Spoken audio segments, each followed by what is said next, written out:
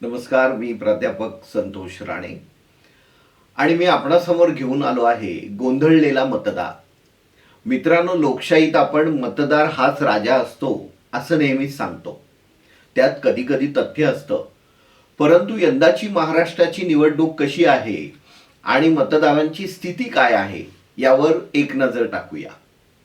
महाराष्ट्रात विधानसभेच्या 288 जागांवर लढती होत आहेत. त्यात एकाही जागेवर थेट लढत होताना दिसत नाही. राष्ट्रवादी विरुद्ध राष्ट्रवादी, शिवसेना विरुद्ध शिवसेना, एका कुटुंबाविरुद्ध दुसरे कुटुंब, भाऊबंदकी, सगळे सोयरे सगळेच एकमेकांविरोधात मैदानात उतरले आहेत.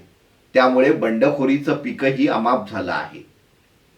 त्यातूनच बहुतांशी मतदारसंघात तिरंगी तर काही ठिकाणी बहुरंगी लढती होत आहेत. अशातच मराठा आंदोलक आणि ओबीसी यांची संभ्रम निर्माण करणारी भूमिका या सर्व राजकीय खेळींमध्ये राज्याचा विकास, रोजगार, उद्योगधंदे यासह अन्य ज्वलंत विषयांकडे दुर्लक्ष झाल्याचं दिसतं. त्यामुळे मतदार राजाचा गोंधळ उडणं स्वाभाविक आहे.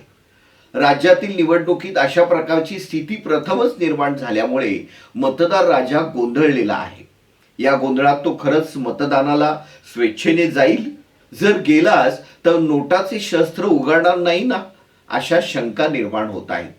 गोंधळलेल्या मतदार राजाला राज्यातील सुज्ञ नागरिकांकडून एकच आव्हान आहे की 5 वर्षातून मिळालेली ही संधी वाया न घालवता विकासाचा दृष्टिकोन बाळगणाऱ्या उमेदवाराला आणि पक्षाच्या पारड्यातच तुझ्या मताचं दान कर.